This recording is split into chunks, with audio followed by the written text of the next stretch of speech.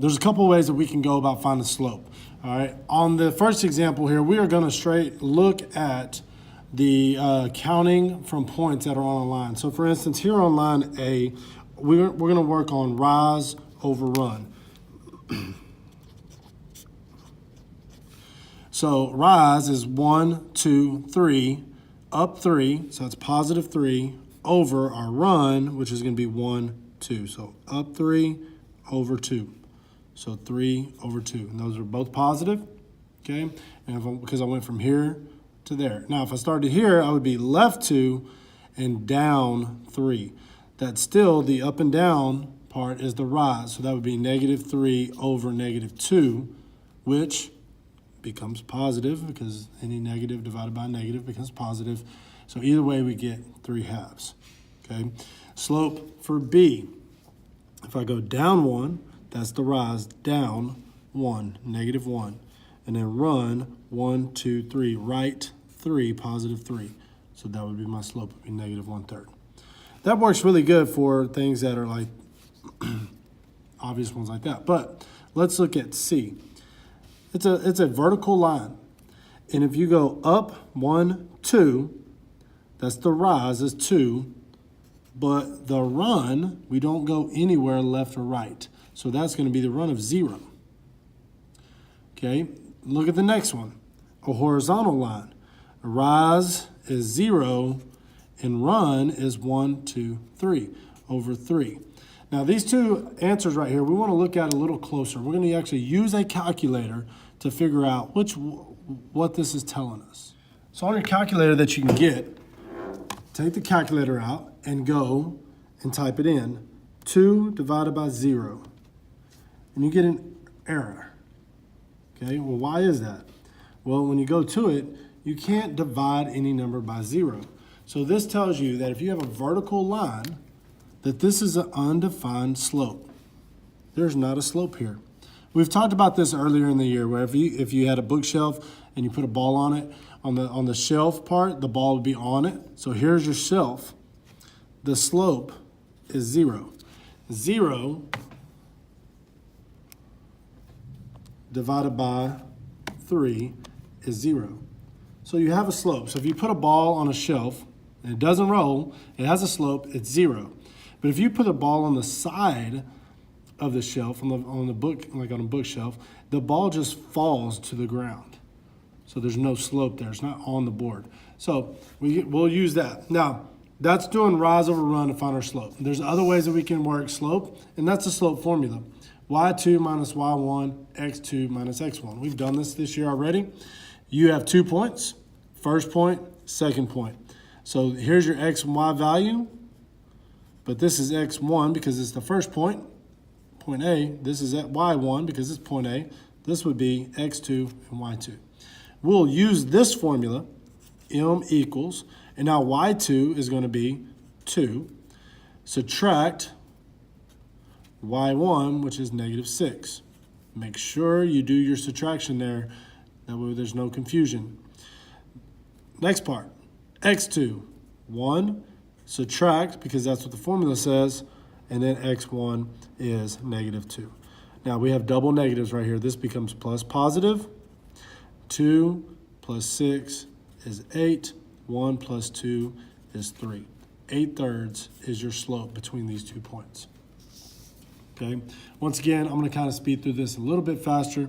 We have x1, y1, x2, y2, and so y2 minus y1 over x2 minus x1. That is our slope formula. Plug in what we know. Negative 2 subtract 4. 2 subtract negative 2. Well, anytime you're doing subtraction, change it to addition, add the opposite. Negative 2, negative 4, that's negative 6. Change it to addition, add the opposite, that's 4. Now the issue here is that this can simplify. This simplifies to negative 3 halves.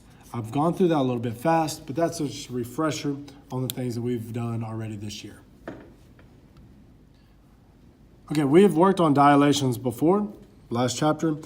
This time we're going to work on it a little bit different because we're going to take our shape here, and it says use B as your center. So that means that we're going to stick a pin right there on B. We're not going to move it.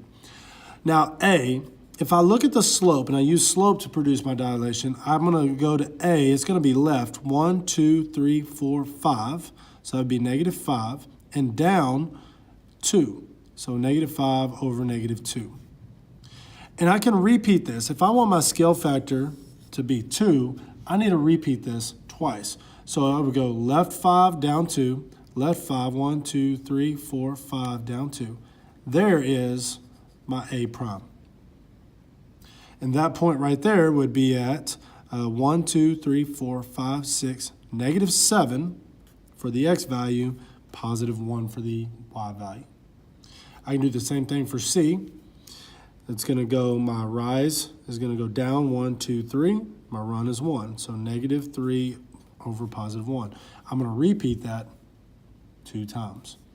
Down 3, right 1. Down 3, right 1. And that would be my C prime.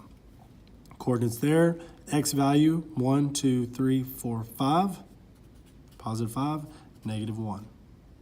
And then I can make this triangle connect the dots here.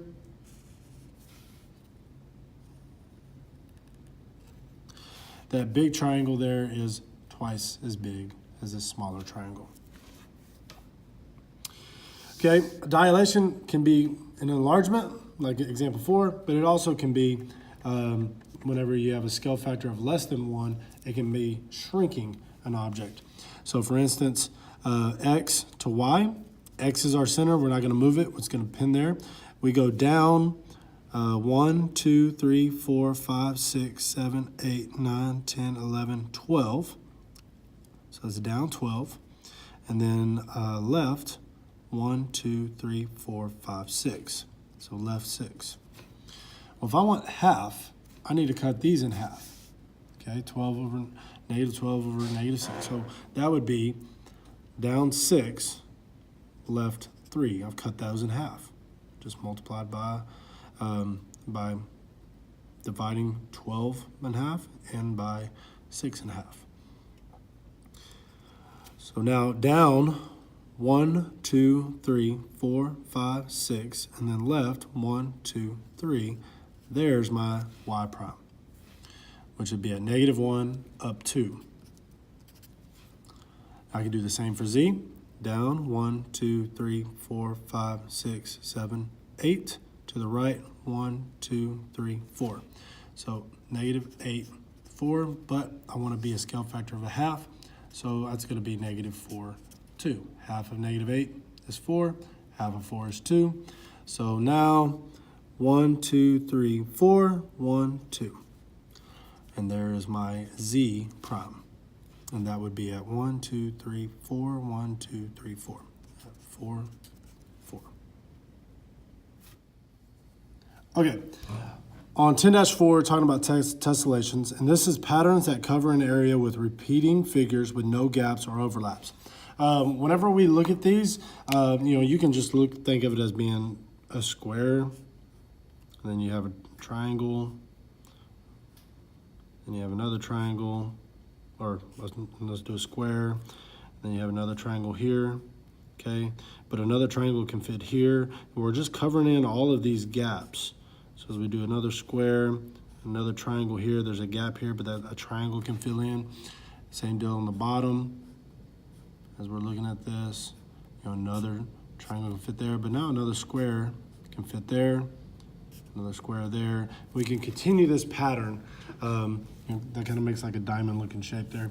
But anyways, we can continue this pattern, and we're just filling in, no gaps. Okay, but the pattern has to continue. So we have equilateral triangles on top, we have squares here, equilateral triangles and squares. The pattern just continues.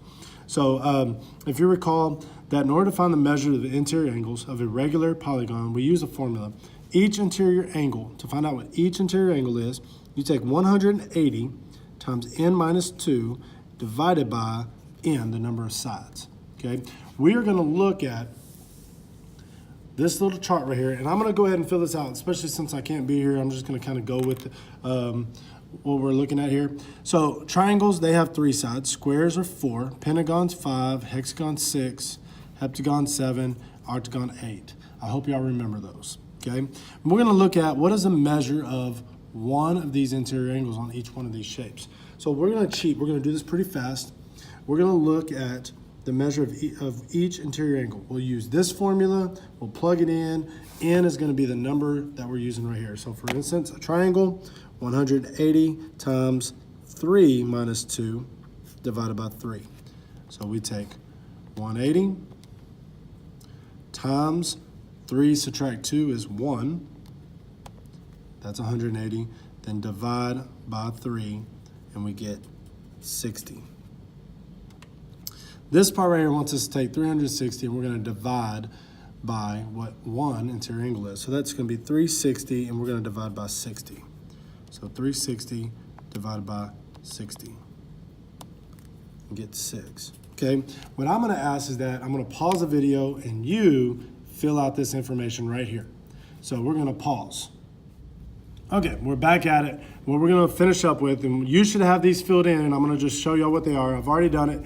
When it's a square, each interior angle is 90.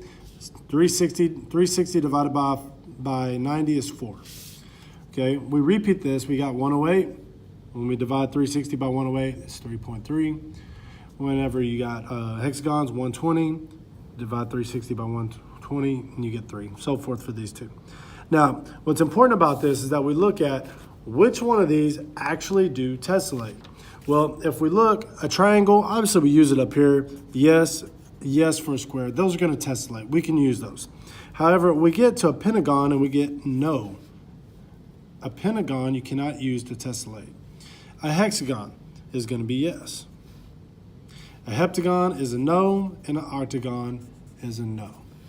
So as you look at that and you look at all of this table here and you're seeing what the yeses are, and you look down this column at the no's, okay, what we're looking at here is in order for these to tessellate, you have to be able to divide 360 by one interior angle. And if you can do that and you get a whole number, and as long as it is sorry you couldn't see that, as long as you get a whole number, you can use that shape to create a tessellation. So off of this, what we need to write right here, which polygons can we use to tessellate? Well, we have a triangle, a square, and a hexagon.